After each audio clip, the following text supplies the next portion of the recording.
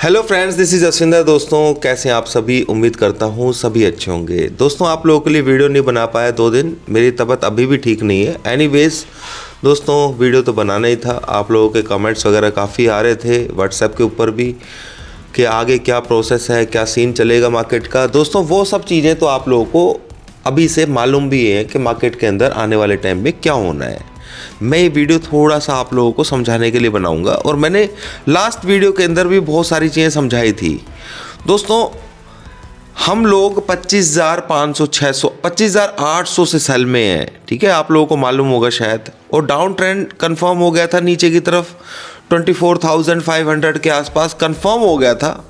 और मैं आप लोगों को हर बार यही बताता आया हूँ कि भाई आप लोगों ने बेयर मार्केट अभी देखी नहीं है। जो कोरोना के बाद लोग जुड़े हैं उन्हें मालूम नहीं है कि बेयर मार्केट होती क्या है, और जस्ट अभी आप सैंपल देख रहे हैं।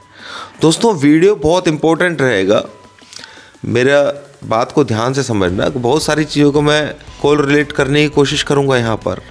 देखो टैरिफ तो दोस्तों, टैरिफ वाली जो कहानी है वो चल रही है, वो तो डेंजरस है ही, इसमें कोई शक वाली बात नहीं है कि टैरिफ पर क्या वो बाहर की जो मार्केट्स हैं यूएस को छोड़ करके क्या उनके लिए डेंजरस है? नहीं दोस्तों, ये यूएस के इकोनॉमी के लिए भी बहुत बड़ा नेगेटिव है।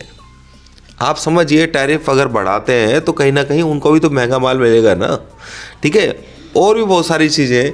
दूसरा उसका रिजल्ट जो होता है टैरिफ्स का, वो ये भी होता है कि अगर मान लीजिए चाइना के ऊपर ये टैरिफ लगाते हैं तो चाइना भी तो इनके ऊपर टैरिफ लगाएगा भाई, ठीक है। वो कहीं ना कहीं नेगेटिव वहाँ पर भी, यानी कि इक्विटी मार्केट से पैसा शिफ्ट होता हुआ आप लोगों को दिखेगा आने वाले टाइम में, जो मैं पहले ही बता चुका हूँ आप लोगों को। और ये बहुत लंबे टाइम के लिए जा रहा है, ठीक है। यानी कि भैंस जो है ना वो क्या कहते हैं, नदी के अंदर जा रही है अब, और आप लोग यही सोचते रहेंगे कब निकलेगी कब निकलेगी, और वो भैंस वहाँ पे जाती रहेगी और वो उसके अंदर जाके सो जाएगी। मेरे बात समझ रहे हो ना? जिसको समझ में आएगा, मैं को रिलेट करता हूँ इन चीज़ों को। देखो डाउन ट्रेंड तो हमारा कंफर्म हो ही चुका था, मैंने पहले ही बताया था। अब फिर मैंने आप लोगों को बताया कि भाई जो न्यूज़ आएंगी ना उससे हम कोरिलेट करते रहेंगे और मज़े लेते रहेंगे मार्केट के। तो ये जो टैरिफ वॉर है ये आसानी से छूटने वाली चीज़ नहीं है, ठीक है। चाइना भी लगाएगा, सभी देशों को इस पर इम्पैक्ट पड़ता है। अब मेजर जो लेवल है आप लोग ध्यान रखिए, डॉ जोन्स का बता रहा हूँ मैं, 41,000 जहाँ से मैंने बताया था कि 10 पॉइंट के SLC यहाँ से बाय करो और यहाँ से मार्केट शूट कर जाएगा, और शूट कर गया था। 4-5 हज़ार पॉइंट मिल गए होंगे आप लोगों को। अब वही पॉइंट जो है 41,000 का बहुत बड़ा इंपॉर्टेंट पॉइंट है। अगर डॉ जोन्स उसके नीचे मेंटेन करने में कामयाब हो गया, उसमें हालांकि नीचे मेंटेन करने के लिए उसको कम से कम 15-20 दिन का हमें कम से कम वेट करना पड़ेगा, यानी कि उसके नीचे होल्ड होना चाहिए। अगर ऐसा प्रोसेस हो जाता है तो डॉ जोन्स का भी ट्रेंड जो है वो पोजिशनली डाउन साइड में हो जाएगा। मेरे ख्याल से आप लोगों को यहाँ पे मेरी बात समझ में आ गई होगी। अब इस चीज़ को हमने किस तरीके से लेना है, हमें बहुत सावधानी के साथ में। दोस्तों ट्रेंड तो डाउन साइड में 21,000। हाँ एक चीज़ मैं आपको ज़रूर बोलूँगा कि टारगेट जो है वो 21,700 जो मैंने पहले बताया हुआ था उसको थोड़ा सा चेंज करिए दोस्तों, उसको 21,800 कर लीजिए फिलहाल।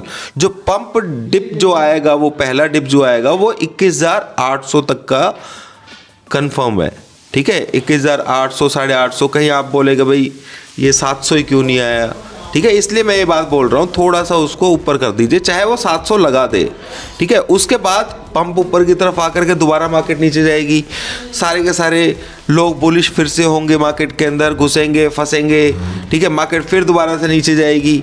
ये इन्वेस्टर्स जो है ना वो ऐसे करके आंखें ऐसे करके बैठे रहेंगे और वेट करते रहेंगे कब बड़े प्लेयर्स आएंगे। FIIs पिछले साल से अब तक बहुत माल बेच चुके हैं, क्योंकि उन्होंने 2005 से जो बाय किया हुआ था वो भी अब निकाल रहे हैं। आप समझिए कि स्टॉक्स का इतना बुरा हाल है कि मिड कैप स्टॉक्स 50% अभी टूट चुके हैं, जबकि निफ्टी दोस्तों सिर्फ 2000 पॉइंट टूटी है सिर्फ। 2000 पॉइंट टूटने में निफ्टी का ये हाल है कि लोगों की त्राहिमाम। आप किसी भी स्टॉक को उठा के देख लीजिए, स्टॉक्स की बहुत बुरी हालत है। इंडेक्स को कैसे कैसे करके अभी भी ऊपर रखा जा रहा है। आप देखिए, अगर आप सोचिए कि अगर गलती से ये 18,000 आ गई निफ्टी तो क्या होगा। फार्मा सेक्टर से हमेशा उम्मीदें रही थी कि भाई डिप जब मार्केट आती है उसके ऊपर बेनिफिट मिलता है, पर फार्मा के ऊपर ही 25% का टैरिफ लग गया है, वो भी नेगेटिव हो गया है। अभी हो सकता है कि और चीज़ों के ऊपर भी लग जाए। ठीक है, ये टैरिफ्स वाली कहानी जो है भैया, वो जाने की ज़रूरत ही क्या थी वहाँ पर, आप समझ गए होंगे मेरी बात को। ठीक है, चलो ये सब चीज़ें तो होनी ही थी, वो चार्ट्स के ऊपर दोस्तों पहले से ही दिख जाती है। INR के बारे में क्या है, INR जो है उसको कैसे कंट्रोल कर पा रहे हैं, नहीं कर पा रहे भाई। वो अपना ही, अगर तुम कैश को खरीदोगे डॉलर दे करके तो कहीं ना कहीं वो इम्पैक्ट मैं पहले भी बता चुका हूँ, वो अपनी इकोनॉमी के ऊपर ही उसका बैड इम्पैक्ट पड़ेगा। ध्यान से समझिए मेरी बात को, यानी कि आने वाले टाइम में हालात बद से बदतर की तरफ जा रहे हैं, क्योंकि इनके पास ना वो एडमिनिस्ट्रेशन है, ना बहुत सारी चीज़ें अलग तरीके की वो होती हैं। ये US वाला जो है ना, ये तो एक जिसे बोलते हैं ना कि खुद तो क्या कहते हैं, डूबेगा दुनिया को भी डूबा करके छोड़ेगा, वो वाली सिचुएशन है इसके साथ में। ब्रिक्स की कहानी भी चल रही है, उसमें इंडिया आता है, बहुत सारी चीज़ें उसके साथ में भी हैं, वो भी है परेशानियाँ। पता नहीं क्या ये सट्टा बाजारी जिसे कहते हैं ना, जैसे कि शॉर्ट करके बड़े प्लेयर्स बैठ जाते हैं और नीचे शाम को क्या कहते हैं, राष्ट्रपति कोई वो दे देते हैं, स्टेटमेंट दे देते हैं, मार्केट नीचे गिर जाती है। अगले दिन बोलते हैं कि भाई हम टैरिफ नहीं लगा रहे हैं, फिर मार्केट थोड़ा सा ऊपर की तरफ आती है, 2 दिन बाद फिर टैरिफ लगाते हैं। मजाक चल रहा है दोस्तों, ये मजाक नहीं है, ये एक्चुअल में बिजनेसमैन लोग हैं जो स्टॉक मार्केट को मैनिपुलेट करते हैं इसी तरीके से। ये US की बात कर रहा हूँ मैं, यहाँ की बात नहीं कर रहा हूँ।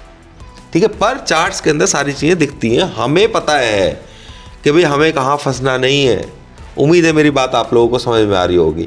दोस्तों अभी के लिए इतना ही, शाम को मैं कोशिश करूँगा आप लोगों के लिए वीडियो बनाने की। थैंक यू दोस्तों।